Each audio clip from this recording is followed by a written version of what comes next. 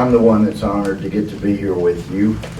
And I think it's high time all of us got on board and we encouraged everybody we know, every company, every country, every retirement fund to join in the BDS movement. Seriously, any country or any company that is doing business with a nation that allows or supports terrorism or allows or supports efforts against Israel, we need to be in favor of and supporting a BDS movement. Don't you think? Yeah. I mean, seriously.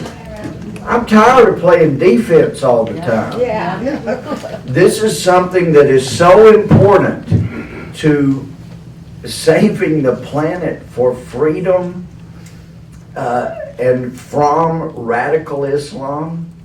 We ought to be the ones that are pushing the movement, not being defensive, trying to explain, look, we just have a little country here that wants to be left alone and wants to live in peace.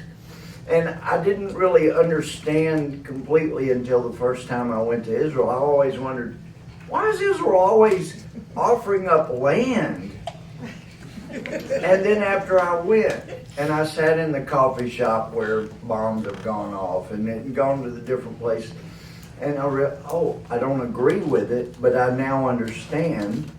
It's like when a kid is screaming and the parent goes ahead and lets them have what they want, even though they ought to say no and stand firm. It's just sometimes easier to say, look, if you just quit screaming, you can have the toy, okay? Well, as I've told Netanyahu twice, there has never been a time in Israel's history, going back to its very inception, that Israel has given away land trying to buy peace, that land was not ultimately used as a staging area from which to attack it. I didn't understand why Israel would look, but I saw it. It's like, look, if you'll just let us not be bombed, we'll give you this precious land, and it's been offered before, and I'm one of those that think, for those of us who believe what God did for the children of Israel in Egypt, we're told he hardened Pharaoh's heart. Well, if he hardened Pharaoh's heart, then perhaps he could soften some other hearts. I mean, I know he can. But it's time for friends of Israel and for Israelis to say, we're not giving up more land. You're going to leave us alone, and we're going to be proactive. If you want to approach a Holocaust that starts by divestment or sanctions, whatever you want, we know where that goes. We've seen where that goes before, and we're not going to let you get this off any further than it is already. Enough is enough. We're coming after your investments and what you're doing. We're going to hit you in the pocketbook until you stop.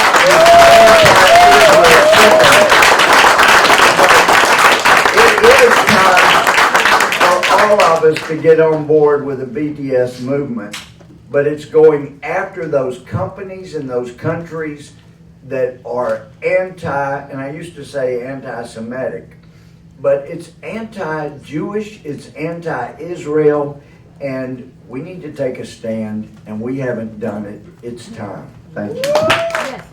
In the handout, it says during the 2015-16 academic year, a number of university departments have sponsored or co-sponsored programs programs promoting BDS campaigns, including some university departments funded by the Department of Education under the Title VI of Higher Education Opportunity Act.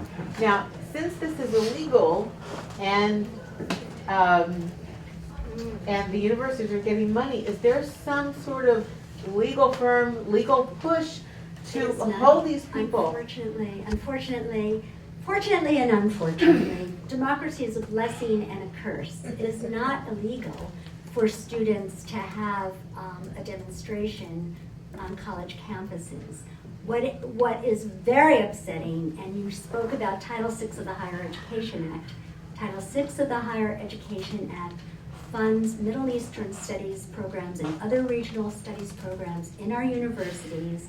And in 1974, when Edward Said wrote his book Orientalism, it revolutionized the teaching of Middle Eastern studies throughout academia here in the United States. And basically, he had said, if you are not a native of the land, i.e. an Arab, and you are white, you are an Orientalist, and he wanted to use the word Orientalist as people use the word sexist, racist, anti-Semite, and this caught on like wildfire throughout the universities. And one of the things that I've been working on for years and years is to try to change this, because in order to get our taxpayers funding, these Title VI funds, these professors have to teach teacher training workshops from teachers from kindergarten through 12th grade. So the same horrible anti-Israel, anti-Semitic bias is being taught to some of our teachers and throughout the school system in the United States. And just one other thing about your question. When these anti-Israel, anti-Jewish groups on college campuses feel the need to have these kind of demonstrations, it really seems like those of us that feel threatened by that should have a safe zone.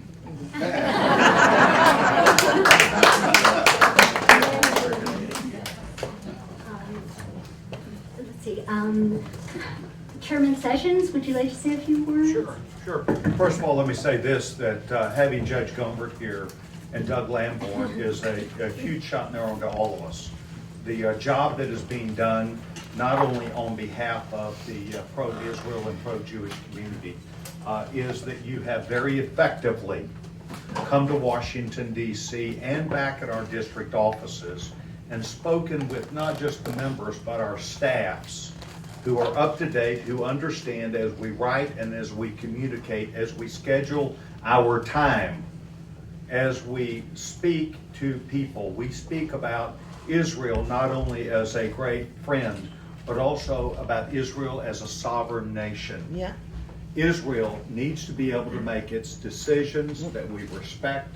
And the bottom line is that we are aware of, and Judge Gohmert in particular, about the time that Doug Lamborn came to Congress from Colorado Springs. Who doesn't want to live in Colorado Springs? We began understanding straight up what was happening at Columbia and Dartmouth and Princeton and Berkeley and University of Chicago and all these other institutes that really should be open to thoughts and ideas about creativity and openness of ideas. And they took advantage of Israel. They took advantage of the students who were there. This BDS is designed entirely to try and kill what Israel has as an economic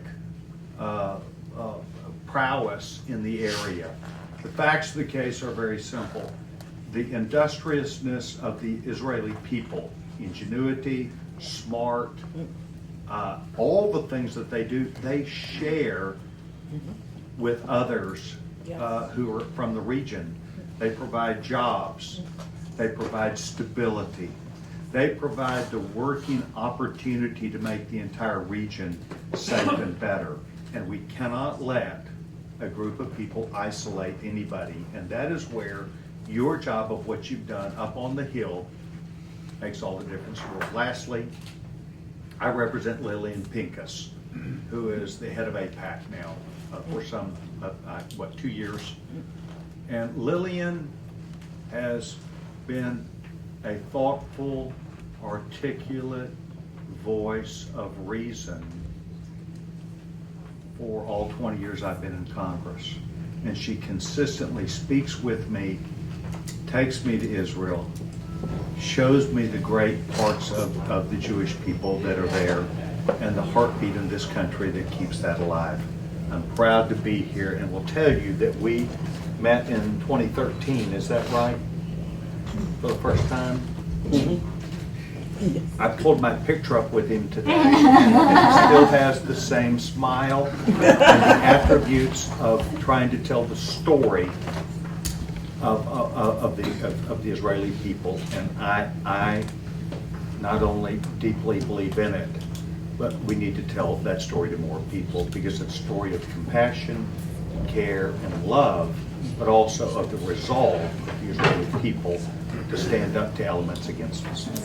Well, thank you, Sarah, for putting this together. Thank you all for being here. I'm Doug Lamborn from Colorado Springs, that many people would like to live in, but don't come and have a primary running against me. No, I spend money.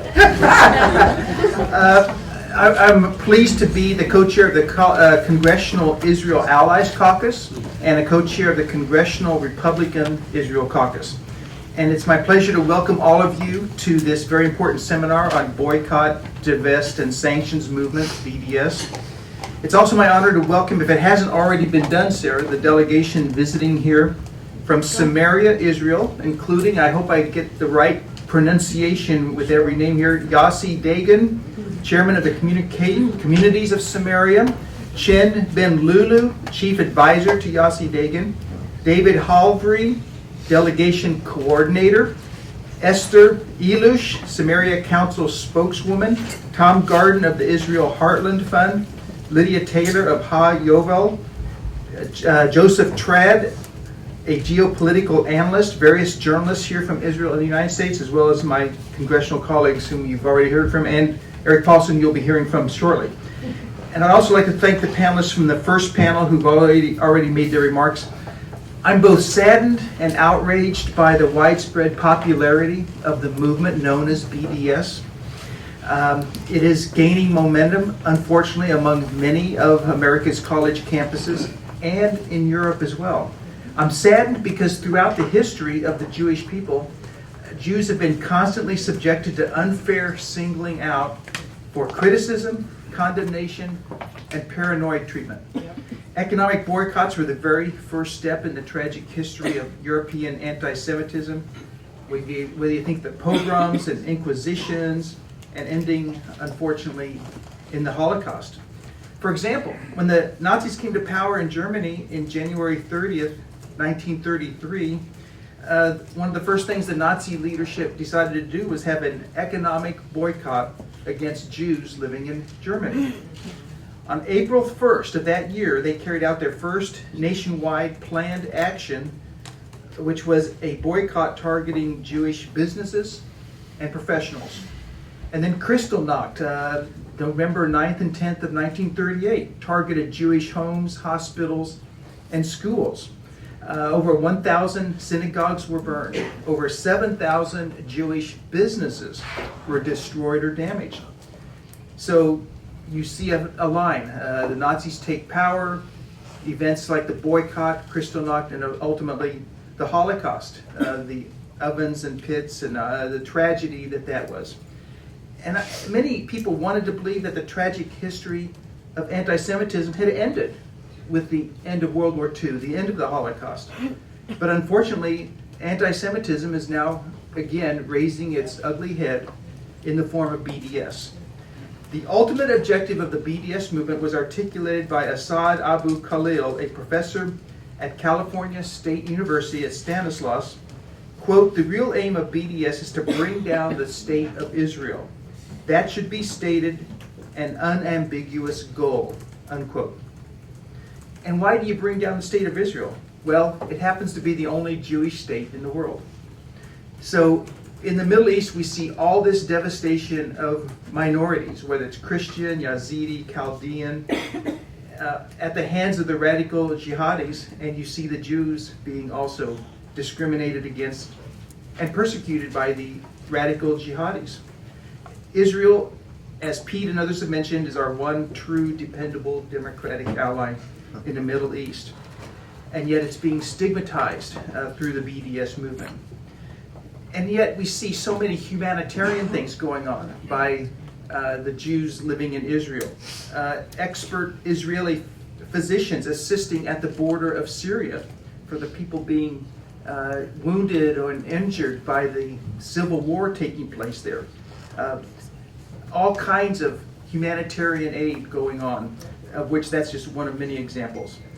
I'm encouraged at the thought that today wonderful people are coming together from various backgrounds, including Christian, Jewish, and Muslim backgrounds, to try to work together and eliminate the ancient scourge of anti-Semitism that has manifested itself in the present form of the BDS movement.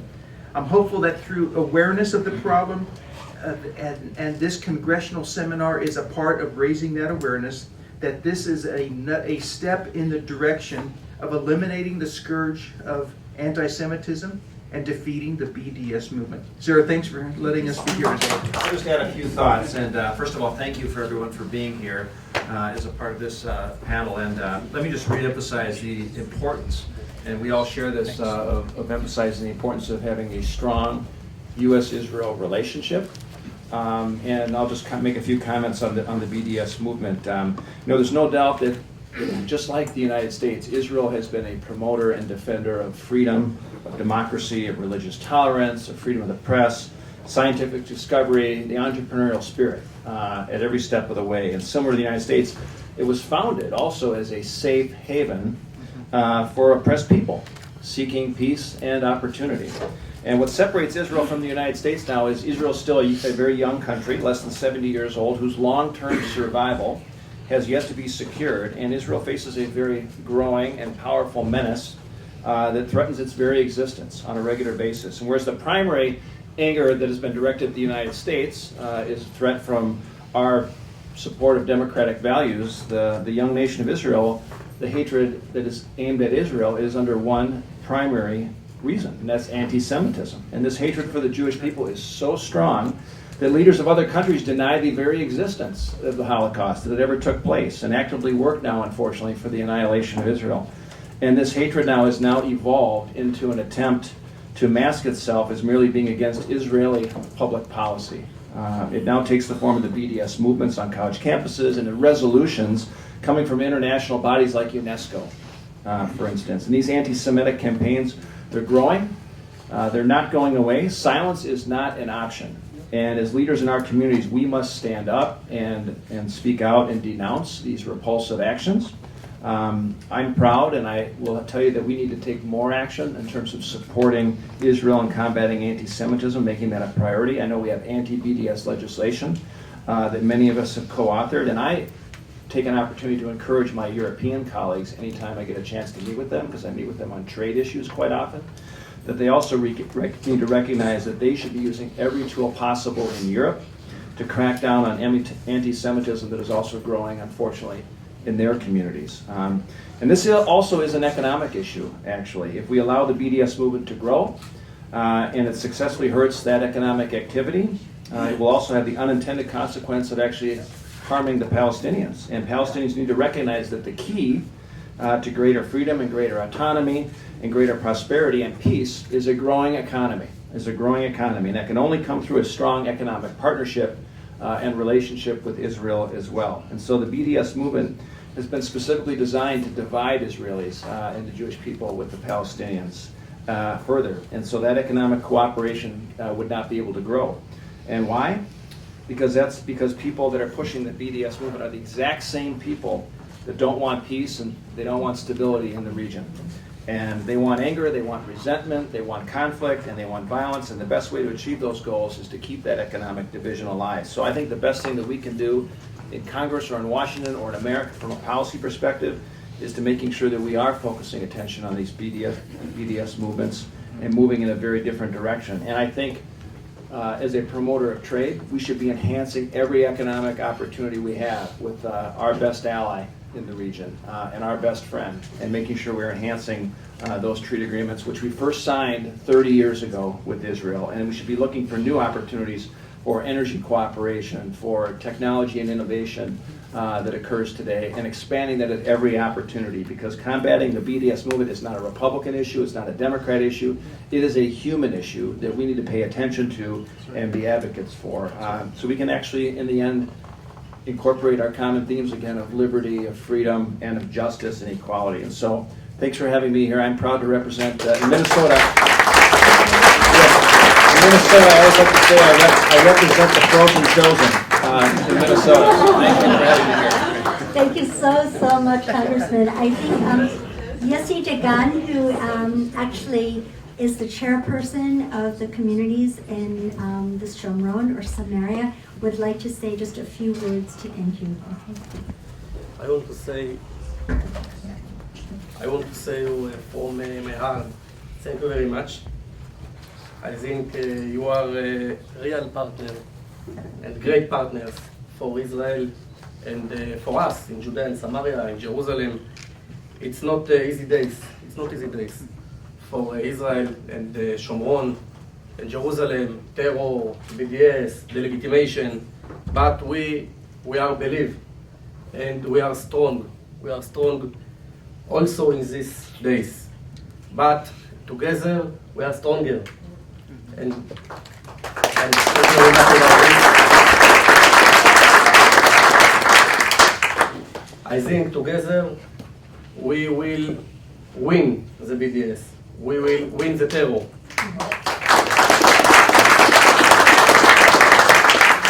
So, God bless you. God bless United States of America. God bless Israel. Thank you very much. There's a political component here. I live in Virginia, and I write letters to all my representatives. And sadly, I got a correspondence from Senator Kaine, who said that he justified the BDS movement. Maybe I'm wrong, but that's what I read in the response I got. He also said that he believed that only the Palestinians, but not Israel, had contributed to peace efforts. I was very distressed. I was very distressed to read this. And I'm sorry to bring this up, but hearing our wonderful congressional representatives here, I'm very upset about getting this correspondence from Senator Kaine, and I've been very upset about it since I read that. Okay, well, we have our work cut out for us. We really have a lot of education.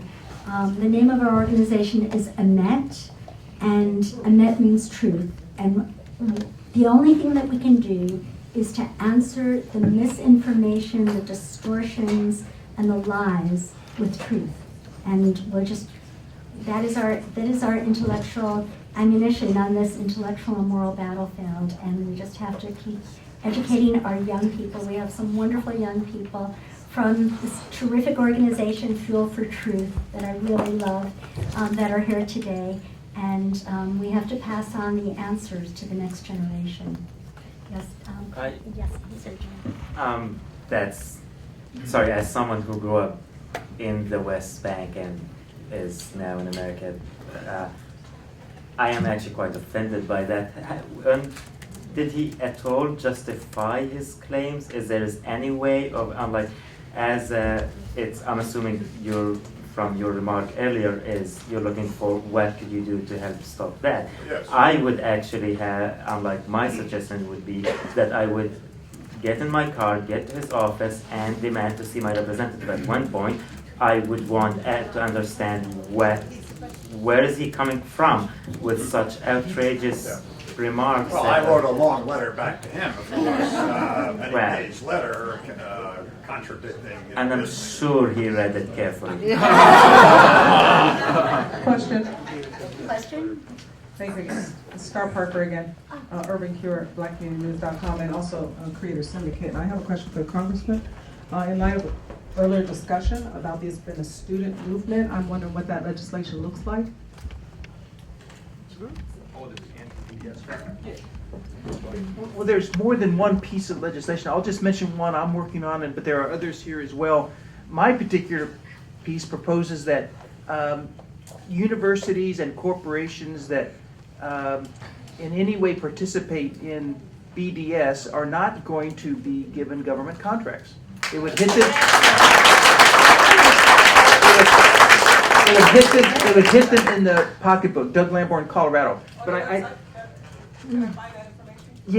have some staff here. They'll give you the number. And by the way, Star, I just want to say I thank you for the good work that you do. I read your columns whenever they show up in my newspaper. Well, I'm getting ready to do one on this. Good.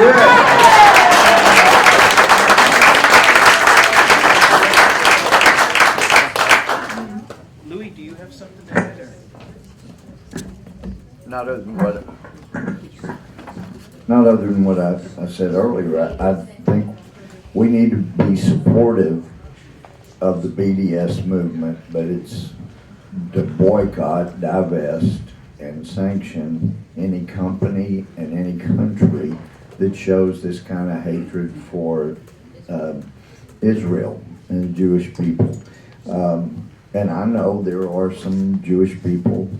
I once said, I know there are some Jewish self-loathing people, and I got some really interesting letters from some of those self-loathing that had some great things to say. But I mean, let's face it, when you see a Jewish person who thinks they get some elevation from speaking ill of Israel and their desire just to exist, that's insane. And I still have trouble finding proof of an indigenous people that are wanting to claim Israel, including Samaria, that were there before David was king of Israel. And I mean, I was amazed when I was visiting Hebron, and I'm standing in front of the tomb of King David's father. And this is at the place where David ruled as king for 7 years before he went up to Jerusalem. How does somebody make a prior claim to that land? And when you have, my friend Joel Rosenberg likes to point to the book of Joel, but when you have prophecies about the children of Israel coming back to this land and the wine, the grapes and the fruit, and all, I mean, not only were the children of Israel there, but it was made very clear they're coming back. And and this wasn't some Jewish person had a dream one day that they had visited Jerusalem or Samaria. I mean, these were actually children of Israel that actually were there. But I did have a question right before I came. I didn't have time for lunch, but I grabbed some M&Ms, and there was a little K on the package. Does that stand for classified? I'm really wanting to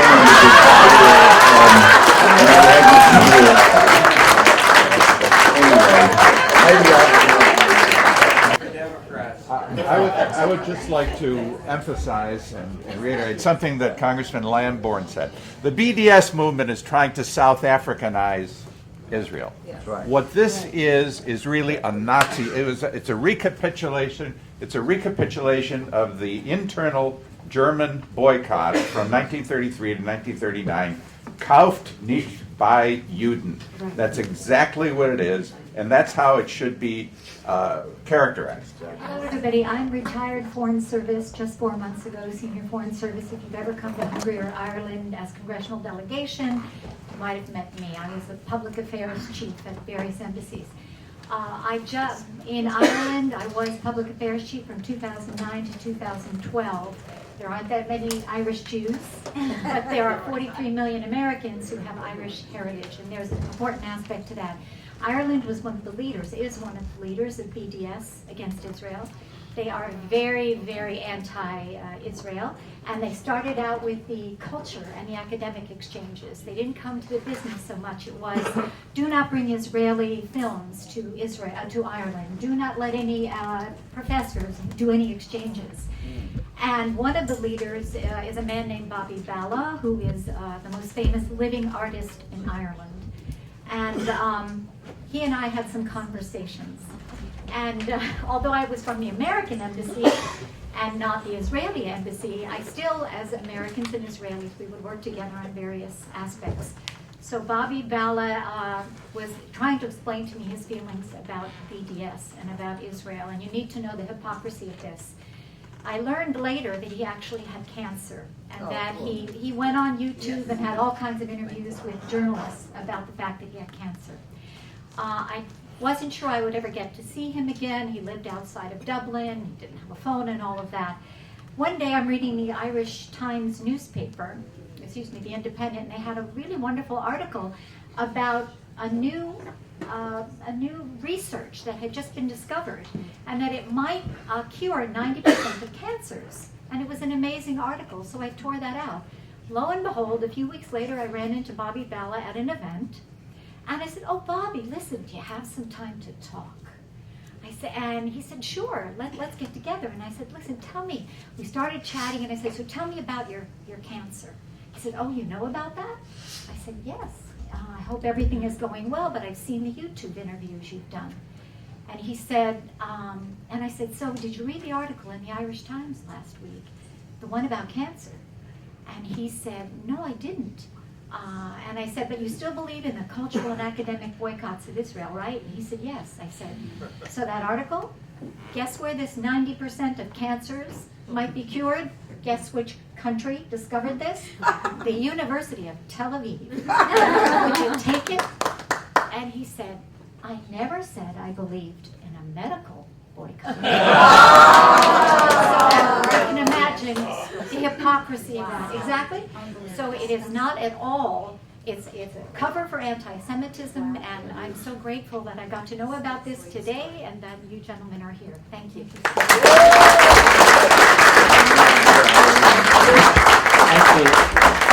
Actually, could you pass her the mic back? Oh, yes. Sorry. Oh, I'm sorry. I'm sorry. I had a question before I comment on this. It is my understanding from my own research that Ireland, almost as it's split north and south split on the BDS. The BDS have taken roots quite deeply. And am I correct in my? Well, I was in the Republic of Ireland, based in Dublin, so I was not in Belfast, but the Republic is definitely extremely anti-Israel. And that was very pro-BDS. Back to They're all Catholics. sorry, thank you. Back to an earlier remark that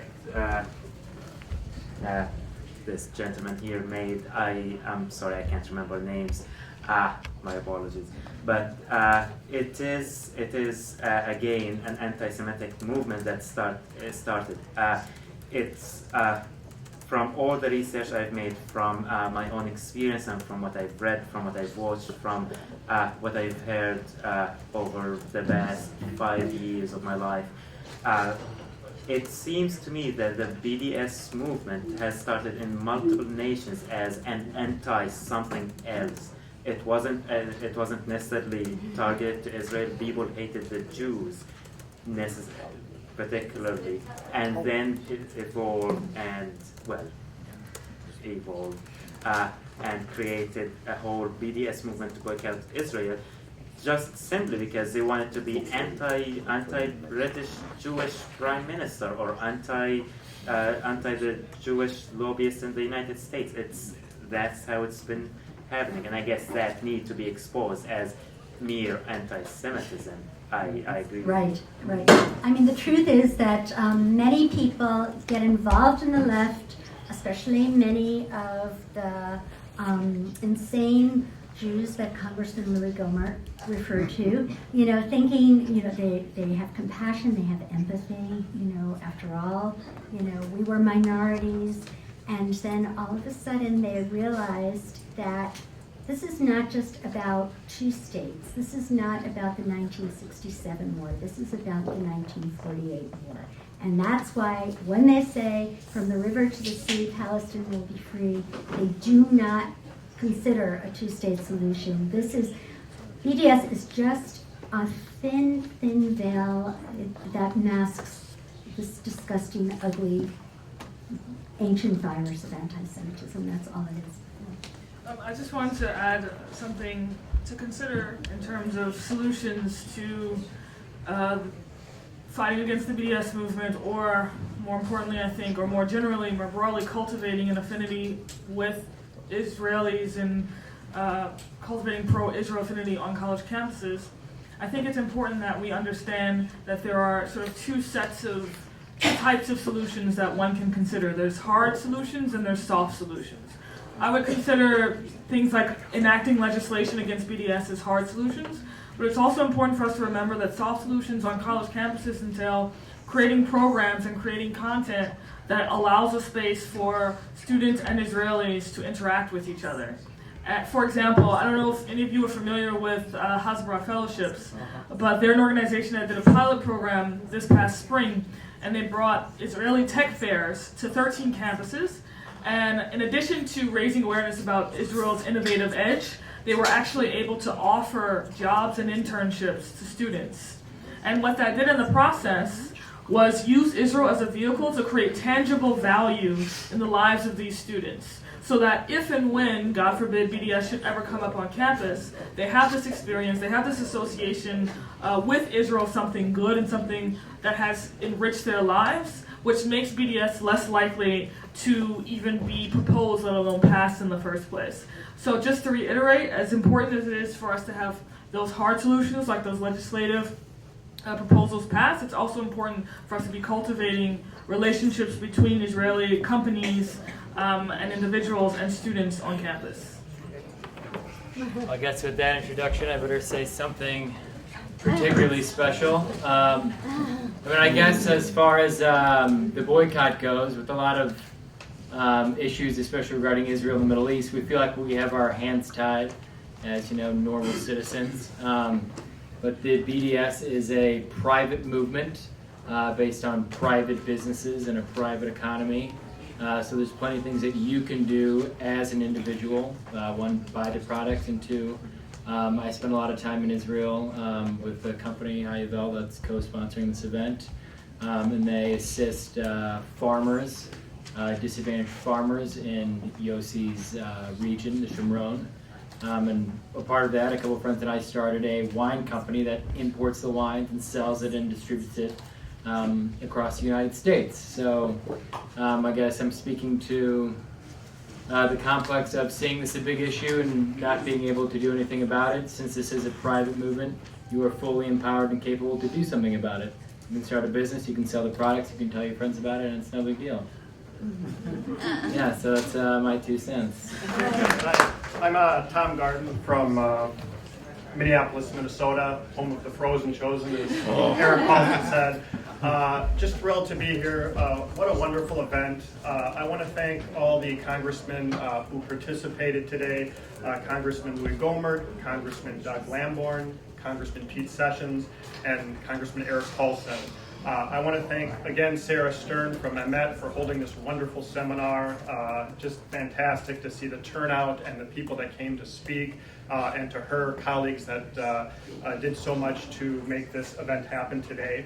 I want to thank the panel, the wonderful panel that we had, for their input. Again, it was great to hear what you had to say. And of course, I want to thank Yossi Dagan, my friend from Israel. David Ivry and Heartland Israel for inviting me. Just been wonderful. So just to recap quickly before we end, the United States and Israel share a special bond and worldview that make our relationship stronger than any other in the world. This strategic partnership not only keeps Israel and the United States safer, but it is a stabilizing force in the Middle East. This partnership includes security assistance, over $3 billion in direct military aid to Israel every year from the United States, Iron Dome funding, David Sling funding, all of this military and intelligence cooperation from both sides, from America to Israel and from Israel to the United States. All of this maintains Israel's qualitative military edge. So, to recap, the rise of the anti-Israel and anti-Jewish sentiment is growing in this country and worldwide, as you heard today. A result of this hatred is the BDS movement, a systematic global effort created by the enemies of Israel to delegitimize the state of Israel. Let me be perfectly clear. The goal of this movement is the elimination of the state of Israel by crippling Israel economically and politically, pressuring Israel into unilaterally capitulating to their political demands. To achieve this objective, BDS activists bully international companies operating in Israel, as you heard, attack stores selling Israeli goods, threaten universities hosting Israeli speakers, including at the University of Minnesota, and they intimidate artists planning to perform in Israel. The Palestinian leadership, and this has to be said, led by Abu Mazen, contribute to this, and I would call it an assault, by encouraging BDS through anti-Jewish propaganda and promoting the lie that Israel is an apartheid state that oppresses and murders innocent Palestinian Arabs. It is important to note that the majority of Arabs that are killed while carrying out murderous attacks against Israelis. The good news, there are 13 states that have anti-BDS laws. They are Alabama, Arizona, Colorado, Florida, Georgia, Illinois, Indiana, Iowa, Rhode Island, South Carolina, New York, New Jersey, and hopefully California anytime.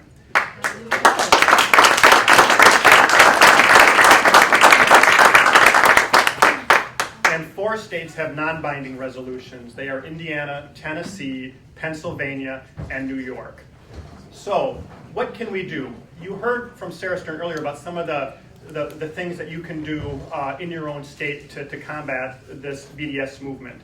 One of them is to encourage representatives and senators to pass these BDS laws. One of them is combating the BDS Act of 2016, which right now is in the Senate, it's 2531, and in the House, which is 4514. We can also create penalties for Palestinian incitement, which is emanating from their schools, their mosques, their universities. Over 7 Americans have been killed in Israel this year by Palestinian terrorists. And what's been done about it by the United States government? Yeah. Well, that's probably a discussion for another time. Next Monday, we're going to have a discussion about that. What I feel is something that we should focus on is conditioning. The PLO receives a lot of aid from America and Europe, and maybe one of the steps we can take is to condition this aid on the PLO ending this incitement. The U.S. in this aid that is given to the PLO is diverted to pay the salaries of the families of the convicted and deceased Palestinian terrorists that are murdering Jews and Americans. We can lobby for new laws to protect Jewish communities and businesses in Judea and Samaria. We can encourage investment, not divestment, in Jewish Arab economic projects. And the most important, which you heard earlier, is encouraging members of Congress to visit Israel and the Jewish communities in Israel's biblical heartland. In conclusion, the BDS is a grave danger to each and every one of us. It is a threat to all of us who care about democracy, human rights, and peace in the Middle East. As a proud American and Israeli and Jew, I will leave you with this. Israel is open to the world, but she belongs to the Jewish people. She is our treasure, and we must guard her always. Thank you.